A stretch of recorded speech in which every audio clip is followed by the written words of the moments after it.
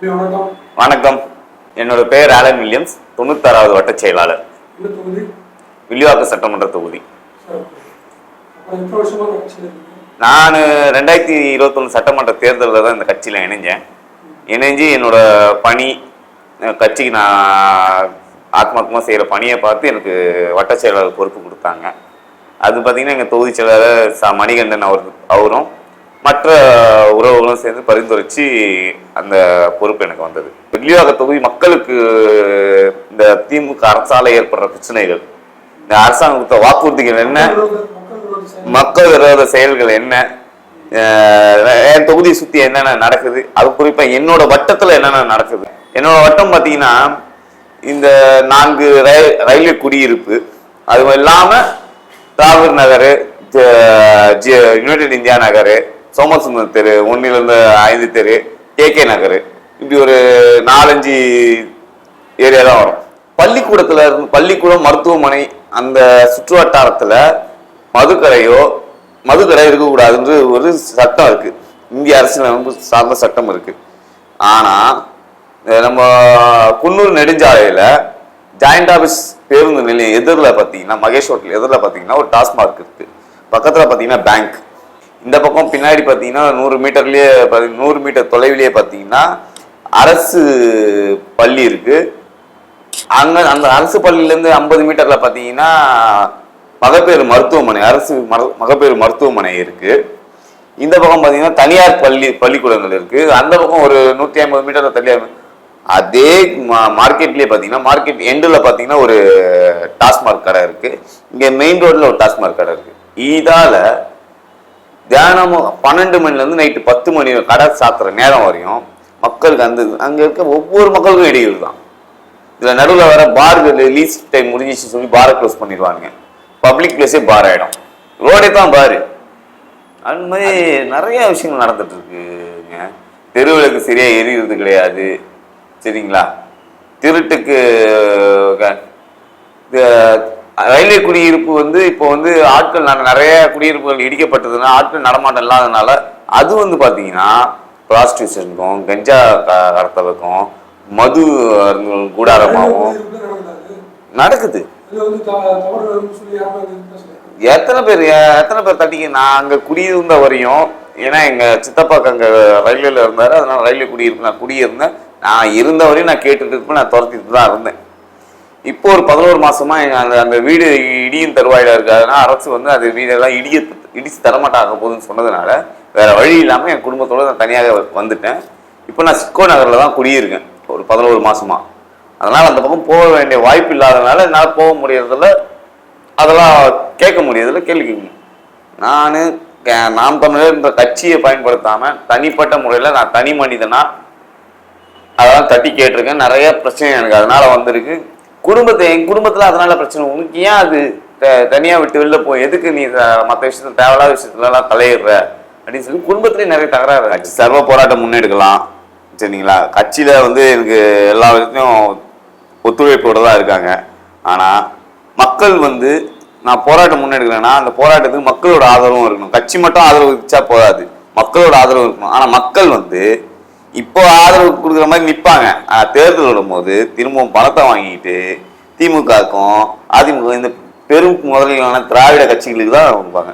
இன்னும் ஏன் இங்கே தொகுதி அரசியல் மட்டும் நீங்கள் பார்த்தீங்களா? இப்போ புதுசாக இந்த பெஞ்சல் புயல் ஒன்று வந்தது, அது சென்னையை தான் தாக்குன்னு பார்த்தா சென்னை தப்பிச்சிச்சு. ஏதோ தெய்வ புண்ணியத்தில் எப்போ பார்த்தாலும் நீங்கள் தான் அடி வாங்கினீங்க. நான் அந்த திருவண்ணாமலை, விழுப்புரம், கள்ளக்குறிச்சி மாவட்டங்களை கொஞ்சம் நான் போய் பார்த்துட்டு வரேன்னு சொல்லிட்டு போயிட்டு இருக்குது பொழுது. 3 மாசம் தான் அது ஏவாவேலு ஒரு மேம்பாலத்தை திறந்து ஆத்தோட அச்சுன்னு போயிடுச்சு. அந்த தரத்தில் கட்டி வச்சிருக்கானுங்க. நல்ல வேலை மக்கள் எதுவும் அதில் பயணிக்கல. மக்கள் பயணிச்சுட்டு இருந்தா எத்தனை உயிர் போயிருக்கும். ஊழலும் லஞ்சமும் பெருகி போய் கிடக்குதுங்க. அதுக்கு அறிகுறி தான் இந்த மேம்பாலம் ஆற்றுக்கு நடுவில் இந்த மேம்பாலம் காணாமல் போனது. கடைசியில் அந்த தண்டராம்பேட்டு கிராம மக்கள் என்ன பண்ணாங்க, ஒரு வடிவேல் படத்துல கிணத்த காணும் சொல்லி காவல் புகார் கொடுக்க போனாங்க தெரியுமா? அதே மாதிரி கண்டிப்பா அவங்களும் புகார் கொடுக்க போறாங்க. கண்டிப்பா எங்க அமைச்சர் வேலு கட்டி கொடுத்த மேம்பாலத்தை காணவில்லை, ஆற்றோடு அடித்து செல்வது கண்டுபிடிச்சு தருமாறு காவல்துறை கேட்டுக்கொள்கிறேன் புகார் கொடுக்க கட்சி மக்களுக்கான பிரச்சனைகளுக்கும் ஒவ்வொன்றுக்கும் முன்னின்று பண்ணிட்டு இருக்கு. அதுக்கு நிறைய உதாரணங்கள் இருக்கு. எல்லாத்தையும் வந்து நம்ம காணொலியில் சொல்ல முடியாது. மக்கள்கிட்ட நீங்க நேரடியா போய் கேட்டீங்கனாலே மக்கள் நீங்க என்கிட்ட கேட்கறது விஷயம் கிடையாது. என் தொகுதியில நாம் தமிழர் கட்சி எப்படி செயல்படுதுன்னு மக்கள்கிட்ட போய் கேட்கணும். நாம் தமிழர் கட்சி அவங்களாப்பா எங்க தெருவில் கரண்ட் இல்லைன்னா சொன்னா போதும், தெருவிளக்கு இல்லைன்னு சொன்னா போதும், உடனே போனை வச்சு யாரையாவது வர வச்சு உடனே வேலை பார்த்து தெருவிளக்கு எரிய வச்சிடறாங்கப்பா. தண்ணி இருக்குது, சாக்கடை தண்ணி இருந்தா போதும், உடனே அதை கிளியர் பண்றதுக்கான ஆளை வர வைக்கிறாங்கப்பா. இவங்க தான் பண்றாங்க. நாங்கள் ஓட்டு போய் எங்க கவுன்சிலர் திமுக கவுன்சிலர் அவர்கிட்ட சொன்னாலும் ஒரு பிரச்சனமும் இல்லை. குப்பை வண்டி ஒழுங்க இப்ப நான் இருக்கக்கூடிய சிக்கோ நகர் 14வது தெருவுலையும் நான் போன புதுசுல குப்பை வண்டி ஒழுங்கா வராது, கொசு மருந்து ஒழுங்கா அடிக்க மாட்டாங்க, தெருவிளக்கு சரியா ஒரு நாள் எரியும் ஒரு நாள் எரியாது, மழை வந்த தண்ணி தேங்கும், தண்ணியை ஒழுங்கா கிளியர் பண்ண மாட்டாங்க. இந்த பிரச்சனைலாம் இருக்குது. நான் போய் இந்த 11 மாசத்துல தினமும் 1913 கார்பரேஷன், சென்னை கார்பரேஷன், 1912 மின்சாரத்துறை ரெண்டுக்குமே போன பண்ணி கிழக்கு நைட்டு 12 மணியா இருந்தாலும் கரண்ட் கட்டினாலும் உடனே 1912 அடிச்சிருவேன். இப்போ ஒரு 2-3 நாட்களா என் அலைபேசி என்னை வந்து பிளாக் பண்ணி வச்சுட்டாங்க. காரணம் என்னன்னா தொடர்ந்து அவங்கள உந்தி உந்தி உந்தி எல்லா வேலையும் செய்ய வைக்கிறேன். அதனால இவன் தொல்லை தாங்க முடியலன்னு என் நம்பரை பிளாக் பண்ணி வச்சுட்டாங்க. இப்போ உங்க தொகுதிக்குள்ள இருக்கிற இப்போ திமுகவோட உறுப்பினர் சட்டமன்ற உறுப்பினர் எப்படி செயல்பாடு? அவரா தேர்தல் அப்போ பார்த்தது, அதுக்கப்புறம் எங்கேயுமே பார்க்கல.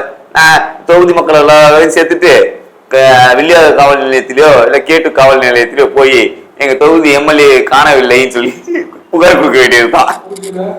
இந்த மாதிரி அவங்க வந்து செயல்பாடு எப்படி இருக்குது, உங்களுடைய செயல்பாடு எப்படி சொல்லுங்க. எத்தனை தடவை வந்திருக்காரு சட்டமன்ற உறுப்பினர்? நீங்க பாத்துருக்கீங்களா தொகுதியில? இல்ல வேற தொகுதியில மக்கள் யாருன்னா பாத்துருக்கீங்களா? மக்கள் யாருமே மக்களை போய் கேட்டு பாருங்க. தொகுதியில எத்தனை தடவை தொகுதி எம்எல்ஏ வந்து வெற்றியாளன் அன்பழகனோட பேரன், பேராசிரியர் அன்பழகனோட பேரன் வெற்றியாளன் எத்தனை தடவை தொகுதிக்கு வந்திருக்காரு? தொகுதியில வெற்றி பெற்றப்போ வந்தாரு தவிர அதுக்கப்புறம் தொகுதியில எதுக்குமே வரல. அவரு எதுக்கு வந்தாரு? இந்த மழை வெள்ளம் வந்து 2023 இப்போ மழை வெள்ளம் வந்தது. சீமான தெரு தெருவா போய் நிவாரணம் கொடுத்தாரு. எங்க வெற்றியாளன் வந்தாரு? எங்க வந்தாரு? எங்க விளம்பரத்துக்காக காசை வாங்கி ஊடகங்கள் நிறைய போடும். அதெல்லாம் வந்து எடுத்துக்கலாமா? நீங்க யூடியூப் சேனல், சின்ன சின்ன யூடியூப் சேனல்ல பாருங்க. என் தொகுதியிலயும் வந்தது, என்னோட வட்டத்திலயும் வந்தது. சரிங்களா? என் வட்டத்துல வந்தப்போ கார்பரேஷனுக்குள்ள போன் பண்ண எவனும் வரல.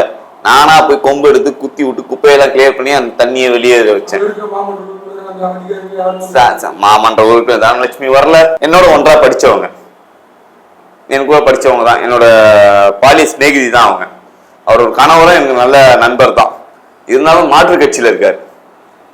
அவங்க என்ன நல்லா தெரிஞ்சோம். எங்ககிட்ட வந்து மக்கள்கிட்ட ஓட்டு கேட்கும் போது எந்த நேரமாக இருந்தாலும் எந்த பிரச்சனை நைட்டு 1 மணியா இருந்தாலும் என்னோட அலைபேசி எனக்கு கூப்பிடுங்கன்னு சொல்லி அப்படி கேட்டுதான் வாக்கு வாங்கினாங்க. ஒரு பிரச்சனைன்னு அவங்களை ஃபோன் பண்ணி கூடும்போது குவார்டர்ஸ்க்குலாம் நாங்கள் வரமாட்டோம். குவார்டர்ஸ்க்கு அப்புறம் என்ன இதுக்கு வந்து வாக்கு கேட்டாங்க? குவார்டர்ஸ் வந்து சென்ட்ரல் கவர்மெண்ட்னா சென்ட்ரல் கவர்மெண்ட்டுக்குள்ள நீ எதுக்கு வாக்கு கேட்க வராத? உனக்கு எதுக்கு இங்க வேலை? ஒரு கவுன்சிலர் எலெக்ஷனுக்கு எதுக்கு ஓட்டு கேட்டு வர? ஏன் வர?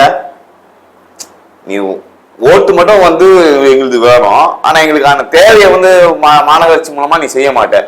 அப்புறம் என்ன எதுக்கு இங்க இந்த ஓட்டு வங்கி பாத்தீங்கன்னா 96வது வட்டத்தை பொறுத்த வரையும் அரசு குடியிருப்பு, அதாவது சென்ட்ரல் கவர்மெண்ட் அரசு ரயில்வே குடியிருப்பு பாத்தீங்களா, அங்க இருந்து தான் ஓட்டு. வெளியில இருந்து ஓட்டு கிடையாது. வெளியில இருந்து 10% ஓட்டு தான். மீதி 90% அரசு குடியிருப்பு அவங்க கிட்ட இருந்து தான். அந்த அரசு குடியிருப்பு ஓட்டு பாத்தீங்கன்னா இப்போ ஒரு 37% வடநாட்டவர்கள் வந்துட்டாங்க. அதனால அது அந்த 37% ஓட்டு வந்து பிஜேபிக்கு தான் போகும். மீதி வந்து பாத்தீங்கன்னா திமுக தான்.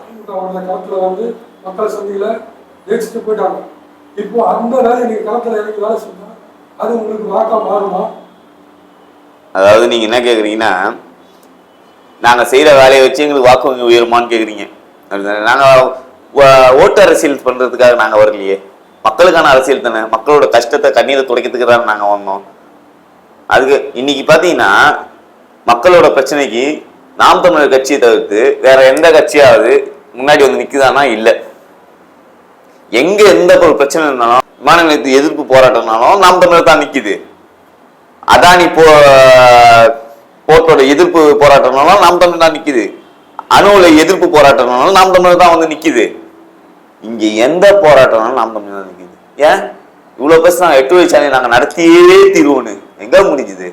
நிறுத்தி காட்டணும்ல. நாங்க பண்றது இந்த மண் வளத்தையும் மக்களோட வளத்தையும் அனைத்து உயிர்களின் வளத்தையும் எங்க நாம் தமிழர் அரசியல்ன்றது வந்து மக்களுக்கான அரசியல் மட்டும் இல்ல, அனைத்து உயிர்களுக்கான அரசியல், இந்த மண்ணுக்கான அரசியல், இந்த மண்ணின் வளத்துக்கான அரசியல், தமிழ் எழுச்சிக்கான அரசியல், தமிழ் இனத்தின் எழுச்சிக்கான அரசியல். என்னைக்குமே நாங்க வாக்கு வங்கியை பெருக்கிறதுக்கோ இல்ல வாக்கு கேட்டு பிச்சை எடுக்கிறதுக்கோ நாங்க வரல. எங்க அண்ணா தான் சொல்றாரு, உனக்கு உன்னால முடிஞ்சு நீ வாக்கு போட்டா நாங்க வெற்றி பெற்று உன்னை காப்பாற்றணும். இல்லையா ஒரு பிரச்சனை இல்லை, நீ தான் கஷ்டப்படுவ, அப்போ நாங்க தான் வந்து நிற்போம். அதுதான் எங்க அண்ணன் சொல்றாரு, அதே தான் நானும் சொல்றேன். நாங்க இதெல்லாம் உங்களுக்கு ஒன்று செய்யறோம், எங்களுக்கு வாக்கு கொடுங்கன்னு கையேந்தி வந்து நிற்கவே மாட்டோம்.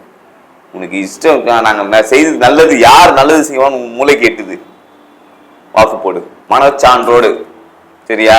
உனக்கு மழையில எவன் வந்து நின்னா, புயல்ன்றப்போ எவன் வந்து நின்னா, உனக்கு ஒரு பிரச்சனைன்னு வந்து போய் நின்னா, சாக்கடை அடைச்சப்போ எவன் வந்து நின்னா, மின்சார தடைப்பட்டப்போ எவன் வந்து நின்னா, ஆட்சியில இருக்கவன் வந்து நின்னானா இல்ல ஆட்சியில இல்லாதவன் வந்து நின்னானா, ஆட்சி அதிகார ஒரு மாவட்ட வட்ட கவுன்சிலர் கூட இல்லாத ஒருத்தன் வந்து நின்னானா, இல்ல எல்லா பொறுப்புகள்லயும் ஆள் வச்சுட்டு இருக்கவன் வந்து நின்னானா, நல்லா மூளைக்கும் மனசுக்கும் கேள்வி கேட்டு உளச்சான்று மனச்சான்று என்ன சொல்லுதோ அதுபடி செய், அதுபடி வாக்களி. தமிழ் தேசிய அரசியல்ன்றது வாக்குக்கான அரசியல் அல்ல, மக்களுக்கான அரசியல். அது மக்கள் புரிஞ்சுக்கிட்டா நல்லா இருக்கும். நன்றி, வணக்கம்.